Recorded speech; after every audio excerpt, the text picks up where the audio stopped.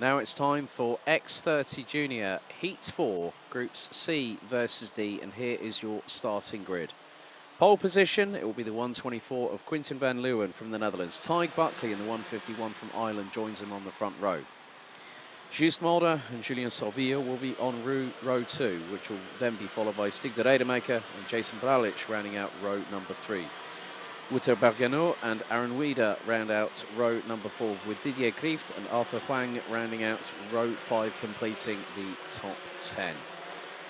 Row 6 is Boris Yonchev and Scott Riley, with Jan Milders and Lucas Pellizzari on row 7. Cesc Pederser and Bink van Schijndel round out row 8. Moritz Moore, Manuel Charbonnier, Jack McLaughlin and Merle Taylor round out row number 10, completing the top 20. Edouard Gauffoy, Ben Goetz, Lias Herbert Dobler rounds out the top 23 positions ahead of Timothée Laoussine, Lucas Metz, Mathis Landen, Maurice Vercruz, Mohamed El Bouzaki, Jamie English, Viggo Moons, Kiana Yoli Opthoff, Veikko Hananen, and then we've got Lorenzo Notarigo and Sverre Linden rounding out the 34-strong grid. So another 10 minutes plus an additional lap of racing for these drivers, making up part of the 69 Junior X30s that we have here this weekend for the opening round out of 5 for the 2024 season. The weather conditions very much are here to stay. The wind has picked up significantly as the rain looks to be continually falling at a small shower pace. But the lines that we saw on the traditional racing line here at Karting de Fagnes at Mariembourg looks to have been washed away. So the grip will be at an absolute premium. Traction won't be 100% compliant. If we were in full dry weather conditions, it would be a different story and the lap times would be significantly quicker. We'd be completing more laps, but the drivers have to deal with the elements as they now make their way through the final double right-hander. It's going to be Quinten van Leeuwen and Tig Buckley that will lead the field into the tram lines ahead of 10 minutes plus one additional lap of racing. Let's see how things all pan out. We've already had some surprises so far this weekend. Could we see a few more into the offing as the drivers make their way into the tram lines? Revs rise, lights are on. Lights are out first time. We are underway and the plumes of the rooster tails of spray literally envelop everyone behind the first 2 to 4 drivers as everyone makes their way through into turn 1. Quinten van Leeuwen got a very, very good start. One driver's ended up backwards 180 degrees the wrong way, but someone has made sure that they are at the front. I think that looks like Tig Buckley has now taken the race lead. Someone's going very wide and to the outside through turn 3 as they make their way into turn 4 for the first time. Looks like Tig Buckley has got the lead from Quinten van Leeuwen at the moment. Oui, Tig Buckley qui a visiblement pris la tête de cette course devant Quinten van Leeuwen, le pilote irlandais qui a pris un très très bon départ. Et attention à l'épingle du chemin de fer, 2 pilotes impliqués, je pense que c'est Luca Pellizzari notamment qui a été impliqué dans cet incident. Et le numéro 177, c'est plus loin dans la hiérarchie je pense. C'était peut-être pas le numéro 177, le numéro 171. C'est Bink van Schijndel qui visiblement a été impliqué dans cet accrochage. Alors on l'a dit, Buckley qui a pris un superbe envol et qui mène les débats pour l'instant devant Quinten van Leeuwen et Julian Salvio, il me semble. Ouais, avec son casque jaune, facile de le reconnaître ce pilote. Mais très bon départ de l'Irlandais qui, dans ces conditions, semble très à l'aise. Alors on l'a dit, c'est peut-être la première fois depuis le début du week-end qu'on voit autant d'eau être rejetée par les pneus. Les conditions donc qui sont vraiment très très humides en cette fin de matinée. Yeah, Wouter Bergano has dropped all the way down to 26th position. So that's a real shame for the Dutch driver as Tig Buckley keeps it pinned round the outside of Chemin de Fer on Quinten van Leeuwen from the Netherlands. So the Irishman, who did win on the road but got a 5-second time penalty post the opening heat, well, post his opening heat this season, meant that he was demoted off of what would have been first down to, I think it was probably fourth by the time the results had been amended and clarified. But Tyg Buckley, now through the final right-hander, gets a good launch of traction out of that final corner, and he's going to lead by at least half a second. They come across the line to complete lap 2, and it is 7.5 tenths that is Buckley's lead ahead of Van Leeuwen, Sorvillo and Jason Bralich rounding out the top 4 positions, with Guus Mulder, the leading rookie, in 5th ahead of Stig de Rademaker. Tad Buckley qui continue de creuser l'écart en tête de la course. Très bon départ et très bon début de course de la part de l'Irlandais. Derrière, le trou se fait avec Quinton Van Leeuwen qui emmène le groupe de poursuivants, avec derrière lui Julian Sorvillo et le rookie Jason Bralich. Ah non, c'est pas le rookie Jason Bralich, il était déjà là l'année dernière. C'est juste Mulder qui est en 5e position et qui est là le meilleur rookie de ce peloton. Jason Bralich qui est pour l'instant 4e et prêt à profiter d'une erreur ou l'autre de ses adversaires pour éventuellement gagner une ou l'autre position. Et juste Mulder, effectivement, le rookie de ce peloton, l'un des rookies qui est pour l'instant en 5e position, un petit peu esselé là entre le groupe de poursuivants et un autre groupe derrière, emmené notamment par Stig de Rademacher. Tyg Buckley now might be getting towards a back marker. Cesc Pedersen in the number 138 looks to be just ahead and is going to be out of the way because there will be blue flag shown. So Pedersen having a little bit of a drama of his own. Started a little bit further up the order, is 34th and stone dead last. Ben Gotts has dropped down a couple of positions, so is Maurice Vercruz. In the meantime, but Tyg Buckley now has a lead of nearly 1.2 seconds, and it's down to Quinton Van Leeuwen and Julien Sorvillo that need to start closing in on the 151.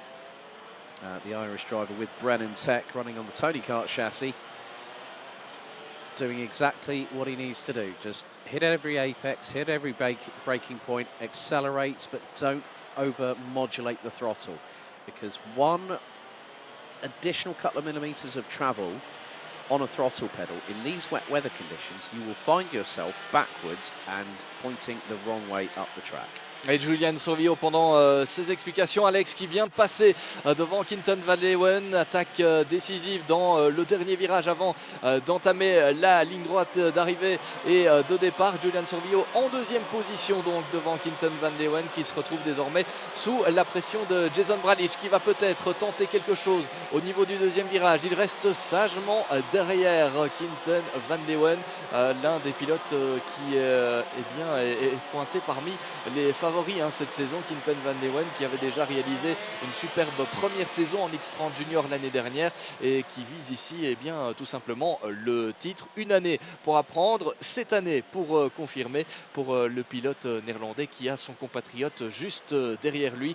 Pendant ce temps-là, Julian Sorvillo tente de s'échapper quelque peu. Attention au trafic avec des pilotes qui sont repartis un peu plus loin et qui ont été victimes d'un accrochage et qui sont là maintenant un petit peu au milieu de tout. Attention à bien gérer ce trafic dans ces conditions piégeuses. On l'a dit, il n'en faut pas beaucoup pour partir en travers et parfois perdre le contrôle de ce kart dans ces conditions vraiment très aquatiques. Yeah, tricky weather conditions. It is basically becoming like a river out there. There are rooster tails coming up from the rear wet weather tyres as Tyg Buckley again crosses the line. But let's see what the gap is between him. Julien Sorvillo is closing in that gap. It was a lot. Well, looking at the last lap time, 9 tenths were taken out of Tyg Buckley's lead by Julien Sorvillo. So Sorvillo was let go by Quinton Van Leeuwen, who thought, well, hang on, he's got pace. I'm going to let him go. Let's see if he can catch Tyg Buckley, and that is proof personified. Alors, est-ce que Julian Sorvillo est en mesure de revenir sur Tad Buckley? C'est la question qui se pose à 3 minutes de l'arrivée.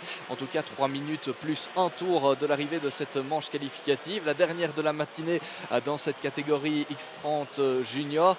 On a vu Tad Buckley prendre un superbe envol, creuser l'écart, mais Julian Sorvillo semble lui aussi très à l'aise dans ces conditions. On aura l'occasion de faire ça au prochain pointage. Et Julian Sorvillo, pendant qu'on était en train de dire qu'il était en train de revenir, eh bien, il est là, à l'arrêt, le drapeau jaune, au niveau de l'escargot. C'est Julian Sorvillo qui est là, à l'arrêt. Ah, c'est fini, c'est l'abandon pour le pilote belge qui semblait pourtant en mesure de revenir sur le leader de cette manche qualificative.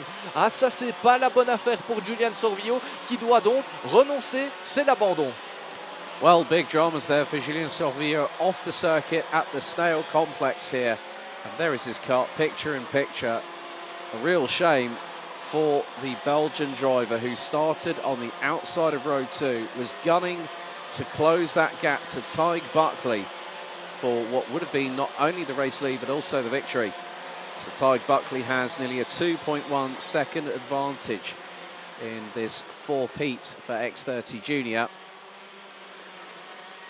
The spray keeps on hitting the air, but there you see Quinten van Leeuwen, Jason Braulich and Juice Mulder, the top 4 completed by those two drivers in the 174 and the 127. Juice Mulder being the highest of the rookies in this race. Didier Krieft from the Netherlands in the 112, currently running P9. There's a big old wallop of curb taken by Juice Mulder through the penultimate right-hander at the circuit here at Captain Defagne. But Tig Buckley is streaming away into the distance. They've got a cart in front of them. It will have been shown the blue flags.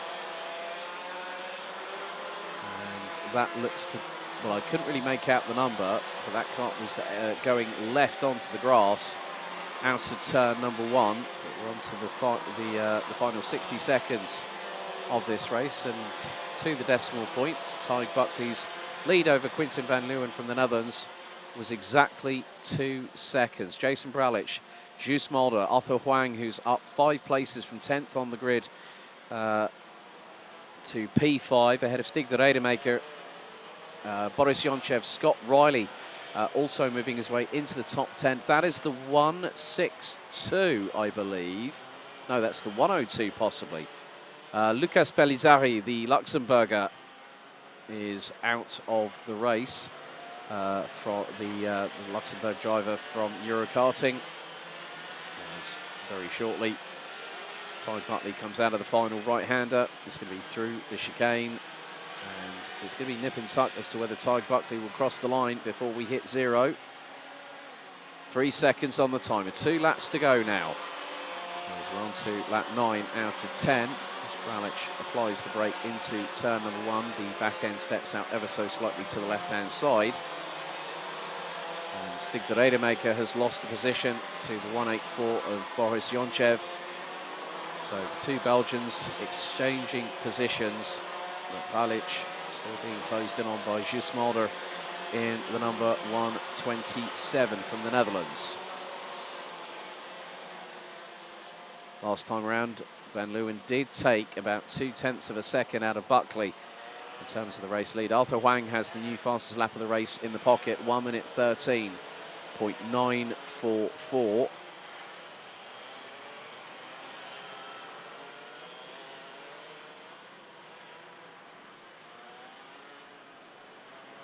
Buckley has done exactly what he needed to get past Quinten van Leeuwen early and then just keep a hold of that race lead. And in these wet weather conditions, it's a great little bit of an equaliser. But is Van Leeuwen getting closer and closer to Buckley? Because we're now going to go on to the final lap of X30 Junior, Heat 4, C versus D. The gap now 1.1 seconds. It's enough for Tig Buckley to feel comfortable as the Irishman makes his way through into turn 2. Using the outside line as opposed to the conventional inside line. And also leaning into the corners as well, so when you're turning left, you lean to the right to help with the traction and keep the right side wheels planted on the tarmac. So go through into turn 5. And into 6 for the final time at Chemin de Fer. Before heading into the Escargot section very, very shortly. But even though Quintin van Leeuwen is running out of time, well, is run out of time, is running out of corners very, very quickly. What a shame for Julien Servillo from Belgium in the 189, retiring on lap number 5. He was a winner on the road yesterday, but he's going to be a winner in this particular race. Heat 4, X30 Junior, C versus D. It goes the way of Ireland's Tig Buckley from Brennentech, who will win. The gap was reduced to 8.5 tenths of a second at the flag, ahead of Quintin van Leeuwen from the Netherlands. And the Netherlands also, well, we've had a penalty given to one of the drivers. 106 got given. That was Jack McLaughlin, got a 5-second time penalty for pushing. But Tig Buckley wins the race by just over 8 tenths of a second. Quintin van Leeuwen also on the penultimate lap took the fastest lap of the race. Ahead, just behind Tig Buckley. Jason Bralich, Arthur Huang, Just Mulder, Boris Yonchev, Scott Riley, Stig de Rademaker, Didier Kreeft and Aaron Vida round out the top 10. Edouard Goffroy rounds out 11th, making up 10 possessions from starting 21st, ahead of Jan Mulders. Moritz Moore from Germany, Marla Taylor up 6 places from 20th. Bing van Scheindel, Jamie English up 13 places to finish 16th, ahead of Jack McLaughlin. Wouter Bergano from the Netherlands, Timothy Laussine, Mathis Londen rounding out the top 20 with Lucas Smets, Kiana Jolie Opthoff, Manuel Charbonnier, Sverre Verlinden, Viggo Moons, Veikko Hannonen from Finland rounding out the top 26 ahead of Lorenzo Notarigo, Mohamed El Bouzaki, Lias Ebersdobler with Maurice Vercruz, Ben Gotts and Cesc Pedersen rounding out the drivers that finished. Pedersen 2 laps down off of the eventual race winner Tig Buckley, with Julien Servillo retiring on lap 5, along with the number 102 of Luxembourg's Lucas Pellizzari.